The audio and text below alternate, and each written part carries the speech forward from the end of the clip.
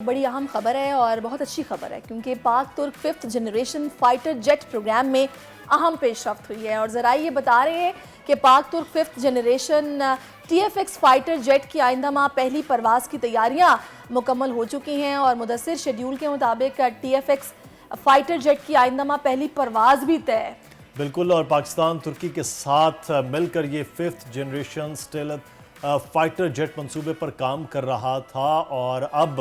जो नई चीज़ सामने आ रही है कि आइंदा माह से पहली जो परवाज़ है वो मुमकिन होगी। हमारे साथ इस वक्त इस्लामाबाद स्टूडियो में नुमाइंदा ख़ुसूसी सलमान आवान मौजूद हैं, उनसे बात करते हैं। सलमान, बहुत शुक्रिया आपके वक्त का। ये बड़ा ज़बरदस्त है, पाकिस्तान की फ़ज़ाई क़ुव्वत, ताकत, इस्तेदाद में मज़ीद इजाफा होगा, लेकिन ये कितना बड़ा प्लान है जो ये हो रहा है और क्या इस पर तब्दीली होगी जब ये फाइटर जेट पाकिस्तान के स्क्वाड का हिस्सा होगा, फ्लीट का हिस्सा होगा?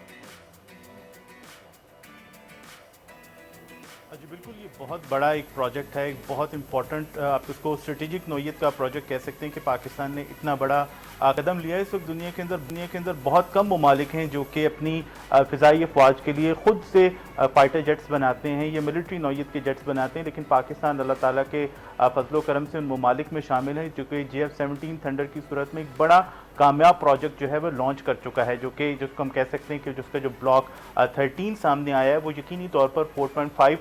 जनरेशन की जो सलाहियतें हैं, कैपेबिलिटीज़ हैं, उनका हामिल है। और उसके साथ ही 5th जनरेशन फाइटर प्रोजेक्ट जो है पाकिस्तान की जानिब से, ख़ास तौर पर पाकिस्तान एयरफोर्स की जानिब से अगर हम उसको क्रेडिट दें तो यकीनी तौर पर एयरफोर्स का एक बहुत बड़ा क्रेडिट है कि एक मुस्तकबिल की पेशबंदी करते हुए, मुस्तकबिल की मनसूबाबंदी करते हुए हमने अभी से ही इस मैदान में कदम जो है वो उठा लिया है। टाइम लाइन की बात करें तो 2030 जो है वो इस हवाले से एक डेट जो है वो, एक टाइम लाइन जो है वो फिक्स की गई है कि 2030 तक पाकिस्तान और तुर्की जो अपना मुश्तरका जॉइंट वेंचर है TFX की सूरत के अंदर, 5th जनरेशन फाइटर जेट की सूरत के अंदर वो तैयार करेंगे। अच्छा, थोड़ा सा मैं चाहूंगी सलमान जरा एलेबोरेट कीजिएगा कि एक तो ये 5th जनरेशन जो हम इसमें टर्म यूज होती देख रहे हैं क्योंकि ये बड़ा मुझे एडवांस लग रहा है, और सेकेंडली जो स्टेल्थ फाइटर हैं ये किस नौयत के होते हैं और स्टेल्थ का जो टर्म यूज होता है ये किस टेक्निकलिटी की बुनियाद पर या फिर इसमें जो भी फंक्शन होगा जिसकी बुनियाद पर यूज किया गया? जी बिल्कुल, जनरेशन्स की अगर हम बात करें ख़ासतौर पर फाइटर जेट्स के अंदर तो 5th जनरेशन, 1st जनरेशन या 4th जनरेशन जो भी जनरेशन का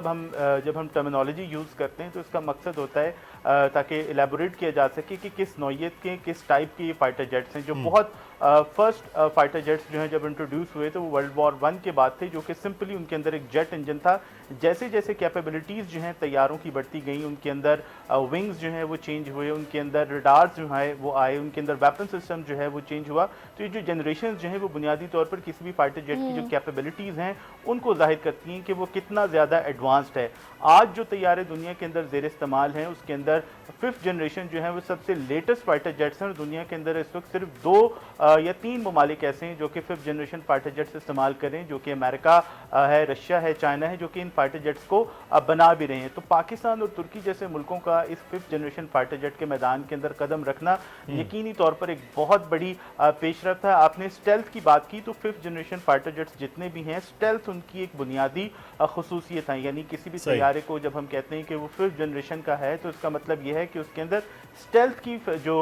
सलाहियत जो है या स्टेल्थ की खूबी जो है वो मौजूद है, यानी कि वो रडार जो है दुश्मन का उसके ऊपर नजर नहीं आएगा। तो किसी भी 5th जनरेशन फाइटर जेट तो ये एक बड़ा ज़बरदस्त जो प्रोजेक्ट है जिसके बारे में सलमान आप बात कर रहे हैं, ये अब पाक फ़ज़ाइया का हिस्सा होगा। 2030 तक ये तमाम तर चीज़ें जो हैं वो हमारे साथ होंगी। बहुत शुक्रिया सलमान। सब्सक्राइब करें और बेल दबाएं ताकि कोई खबर रह न जाए।